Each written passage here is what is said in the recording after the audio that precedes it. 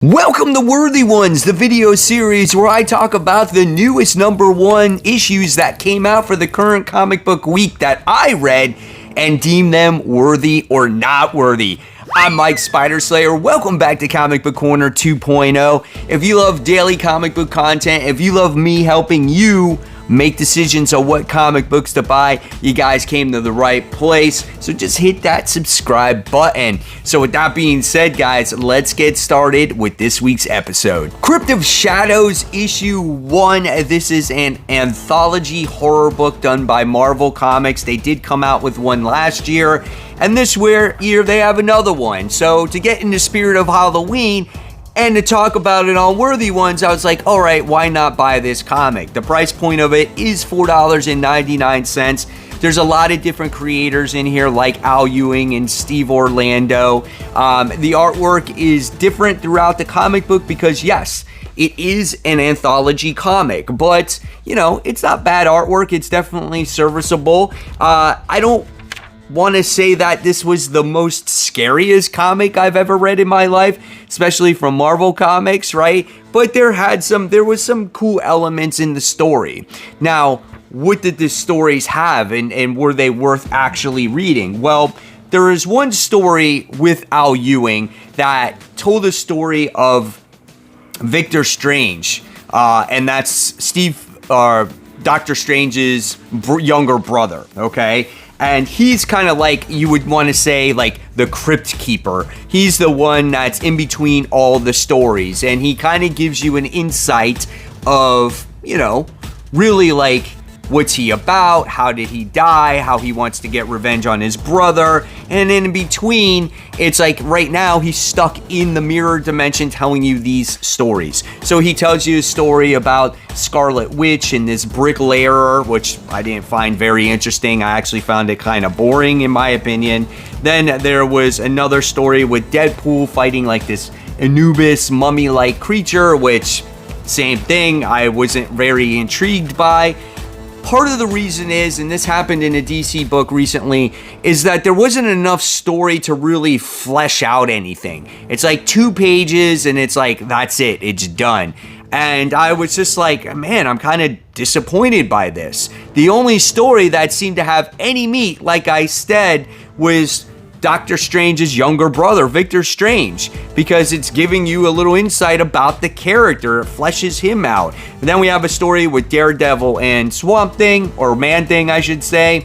And then there was one more story with Kraven the Hunter and the Hulk and Werewolf by Night, which I thought that one was a little bit cool because you have those 3 characters working within each other.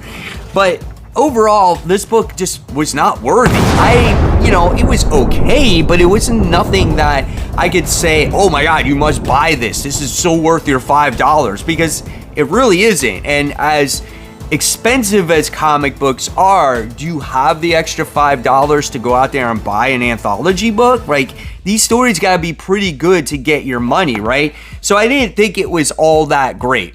Again, we highlight the Victor Strange story. That was the best thing here. You find out that he's a ghost. He goes through the mirror dimension, and so not only is he a ghost, but he's a freaking vampire ghost. So you get to see him reach out for like the reader, and he's like, oh brother, you better watch out for me. And does he make an appearance in Doctor Strange going forward? I don't know. We'll see. But save your money, buy something else, buy an ongoing series, don't buy an anthology book. I think your money will be well spent, again, somewhere else. So if I had to grade this book, I'm going to grade it a C. It wasn't bad, it's just I don't think it was really worth the money for you to spend. There's other things out there, other comics out there for you to spend your money on. Hack and Slash Back to School issue 1. Now, this was a book that was not on my top 10 most anticipated. I saw it on the racks at the comic shop, and I'm like, Hack and Slash is back again? Like, I haven't read a series in a very long time. I mean, it had to be at least 10 years, right? And the artist and creator of this book is Zoe Thorogood, who's actually our cartoonist. Now, when you look at the artwork in this comic, it's not as horrific as you would expect. It is creepy, but it is very cartoony at the same time. But it was very interesting. There were some bright, vibrant colors in this comic book, and it was pretty satisfying. Let me just tell you that. And there's a lot of story in this book. It gives you bang for the buck. This is a $4 comic. The lettering is pretty cool in this because Cassie's actually keeping a diary, and it's like you actually get to see her write it on notebook paper, which I thought was very creative as well. Now, if you've never read a hack and slash book before, this is a perfect jumping on point because this is a story that looks like it takes place in the past, and she joins a bunch of other slashers. Now, again, her name is Cassandra Hack, or Cassie Hack, right? So fitting for hack and slash. But she winds up getting recruited to this school to stop these murders that are actually happening, right? And along the way, she comes across new partners, right? And one character's name is Boo, who's kind of like, I don't know, just like kind of the cutesy, little airheaded type of girl. And then you get Darla, who is the actually woman that's in charge. You wind up seeing Mabel. You wind up getting to see Samantha, who's kind of like an emo character. And then there's this other guy by the name of Vlad, who's a human that Cassandra thought was an actual like slasher, and she feels like she owes it to him to save his life. He's kind of funny because he like talks in the third person, and in the beginning of the comic, they're sitting there eating like hamburgers and french fries and stuff like that. So you just get to see Cassandra, again, meet all these different characters. It's pretty much a setup issue. And then at the end, she gets handed a uniform. And we're like, well, all right, we're ready to go on our mission. And yeah, and that's about it. So I can say that this book is worthy. I wouldn't say that this like blew me out of the water. This is the best comic that I ever read, right? But I would say that it's definitely worthy of a second issue, and it's definitely good to see hack and slash back and in a little bit different style, you know? So if I'm gonna grade this one, I'm probably gonna give this one a B-. Like, I liked it, but I didn't like extremely loved it, and I was intrigued. Hopefully the action takes place in the next issue and it gets a little bit more creepy and scary and horrific, and it keeps getting better from there. Spine-Tingling Spider-Man issue 1. Now, this is a follow-up to the webcomic that was on the Unlimited app, so this is basically a sequel to it, okay? So I guess if you didn't read the first one, well, now you're in for a second one. I actually bought the first one in print form, but I never read it. It just, the art seemed too weird for me. But I decided to give this volume a try just to see what it had to offer. This book is a $5 comic book, so it is a little bit pricey. It's written by Saladin Ahmed, and the artist is done by Juan Ferreira. Now, the artwork is actually pretty good in this comic, especially in the beginning. We wind up getting to see Spider-Man fight Spider-Side, and I love the use of colors in the comic. I thought that was pretty cool. And I love seeing the characters' facial expressions in here. And this comic was quite interesting because Spider-Man fights Spider-Side, and he finds himself blessed that he is a superhero and he has all these wonderful people in his life and whatnot. And then he wakes up the next day in his bed with guns drawn. And he wakes up and he's asking his landlord, he's like, hey, Mr. So-and-so, he's like, what's going on? Like, don't you know me? He's like, I don't know who the heck you are, but you got 5 seconds to get out of my apartment building before these police arrest you. And he's like, what the hell? And then the next thing, he winds up trying to call Aunt May, and then Aunt May doesn't know who he is. And then he tries to get in touch with Mary Jane, and Mary Jane is like, dude, who's this freak out in the street, you know? And it's just like, what's happening? So what happens is Peter goes running away, and he hides in a ditch, and oh yeah, he doesn't have his powers. And you're kind of like, what the hell is going on? So then he gets this mysterious text, and they say, if you want your life back, meet me at the train station. So he winds up going to the train station, and he's got to go to this, I don't know, this track 31. And he comes across the the creepy conductor, and he's like, pay me, and he's like, you're fair, and he's like, I don't have any money, so he starts running away from him, and then he's got all these demons like running after him, and that's the end of the issue. So it kind of abruptly ends with everyone chasing him, including the conductor. I'm gonna deem this book worthy. Okay, so I'm deeming it worthy because I want to see where the next issue goes. But this claims, and this is a pretty big deal, the scariest Marvel book ever. I was not scared by this whatsoever. Was that conductor guy supposed to freak me out? Because, I don't know, he really didn't. I mean, he was kind of creepy, but it didn't scare me. Like, I don't know, I felt like I've read scarier books than this. And I felt like this first issue was a little bit too drawn out. Like, how many people do we have to get in contact for me to realize that something is not right, right? And like, I don't have my powers, and just like, I don't know. It just felt a little bit drawn out for me. And the chasing of the conductor, it was just like, why don't you talk to the scary conductor man? Maybe you can find out what's going on, right? It's just kind of weird, but it does have me intrigued to see where this book goes. So definitely not the scariest, definitely not the best, but intrigued. So I'm going to give this one a C+.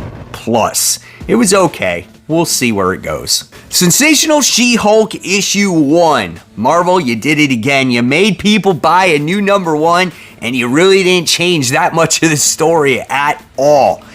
We got Rainbow Royale, who actually writes this comic book. We have Andreas Genelat, I think that's how you say his name, do the artwork. The artwork's been the same, which is okay. I mean, it's fine. It's definitely serviceable. I love the facial expressions of Jennifer Walters, and I do like the character interactions. But if you're expecting something different when it comes to like Jennifer Walters loving Jack of Hearts and the whole lawyer situation, or a completely different plot altogether, you're not going to get that. This basically continues off of the last issue of just She-Hulk. Now they're just basically telling you, hey, this is a great jumping on point, right? But if you're expecting anything really different, you're not going to get it here. And that's a little bit disappointing for me, because obviously they slapped that new #1 on there, have you buy a bunch of variant covers, and they're trying to get that boost, right?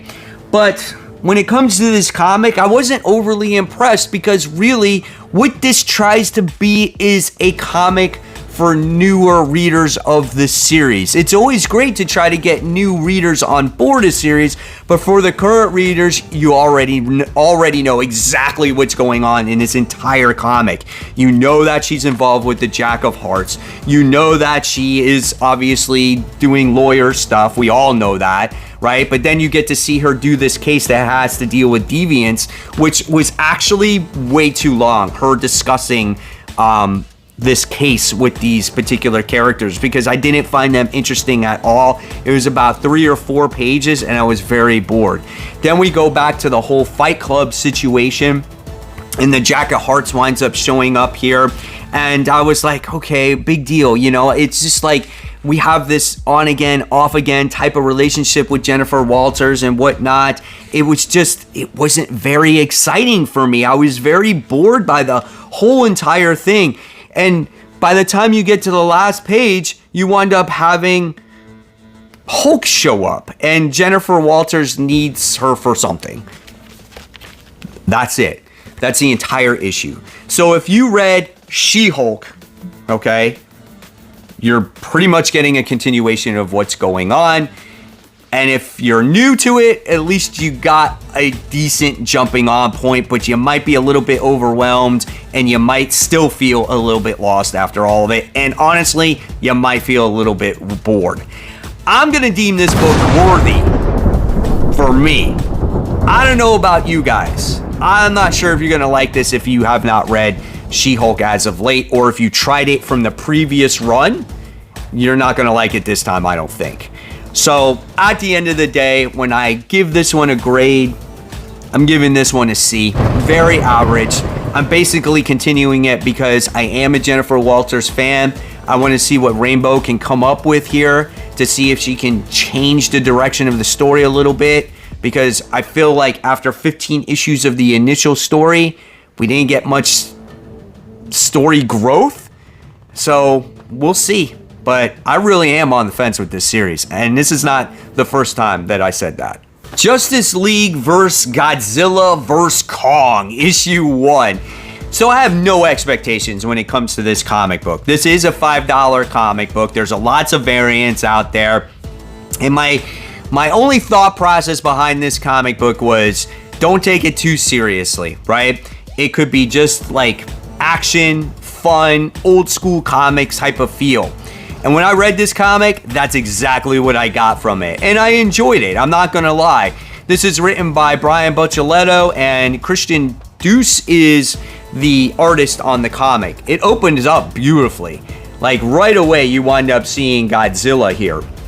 And this is a story that obviously takes place in the past before Superman, or I should say Clark and Lois, were ever married. And this is a time when the Justice League were together, obviously not separated the way that they are right now. The artwork looks good, the bright, vibrant colors in here. You get to see the Flash do his thing. And basically what this first issue is a setup issue. Just getting to the point of how Godzilla makes it there to Metropolis to begin with, okay? And it all starts off with the Legion of Doom trying to do something, obviously, to stop Superman and the Justice League. So this is something that very much reminded me of the old school cartoon, you know, the, was it the Justice Friends or whatever it is, the old Justice League cartoons from back in the 80s and whatnot. To even, like, make reference to it, it's Super Friends. It is the Super Friends in there, which was kind of cool, and Lex Luthor being the brains behind the whole entire operation.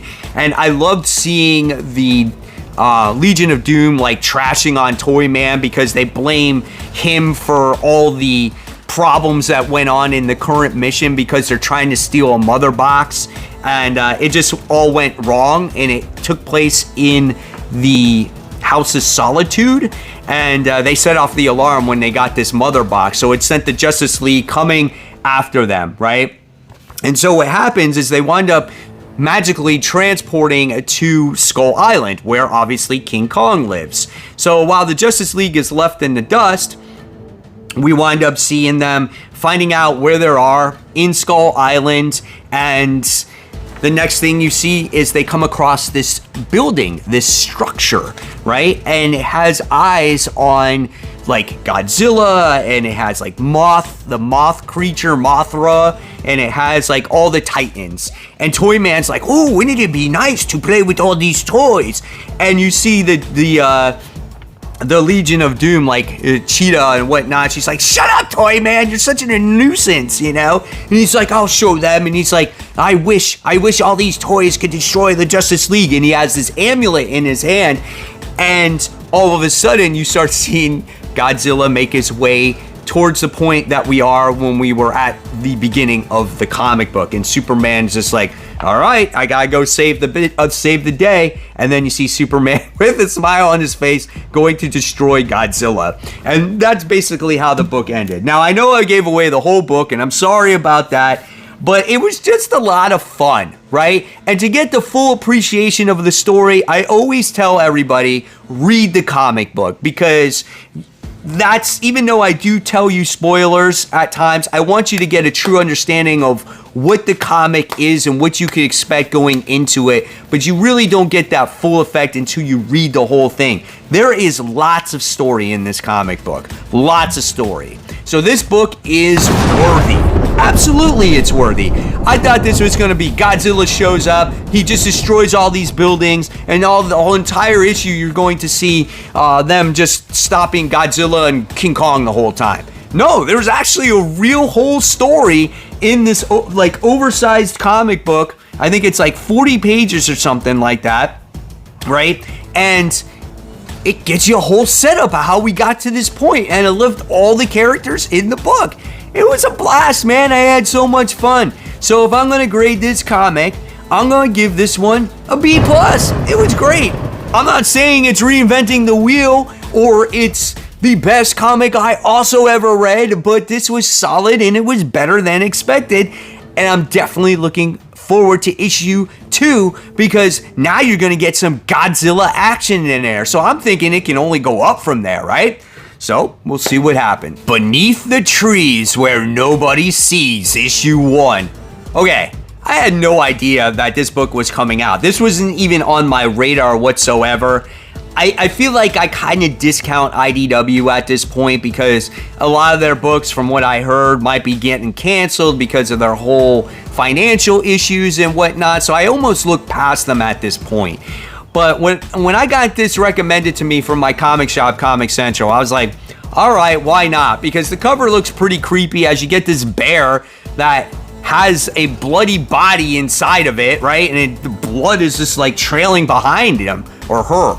And I was like, okay. And he told me, he's like, yeah, it's about this bear who's killing other animals. I'm like, okay, so it's a society where there's animals that live, right? They're like humans, but she's killing other people. Okay, why not? Let's try it out. It's only $3.99, right? And you gotta love the title because it's kind of like a nursery rhyme. It's like a children's book, but dude, it's anything but that, right? And I love the way this book opens up and the way it looks because it does have that small town country vibe, those tones, those colors. Remind you of like a Bearsting Bears, like, you know, old children's book, you know, remember Berenstain Bears? That's what this reminded me of. Maybe because there was a bear and her name is Samantha and everyone looks to her, you know, she has the solution to everyone's problem. She's like the perfect bear, the perfect mom, and all those different types of things, right?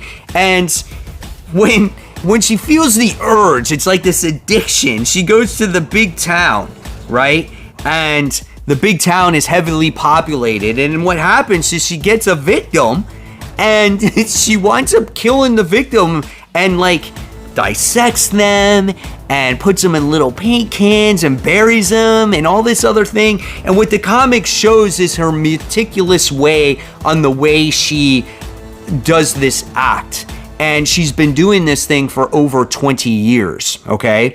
And then something happens at the end of the comic book to the point where it could eventually all lead back to her, and it could have her, you know, obviously go to prison or whatever it happens.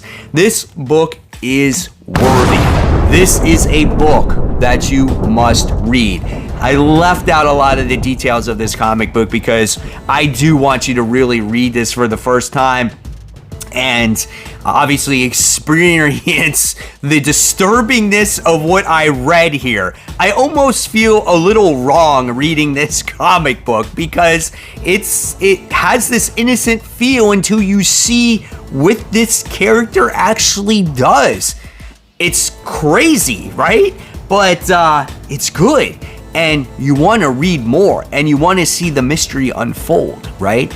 So I'm going to give this book an A+.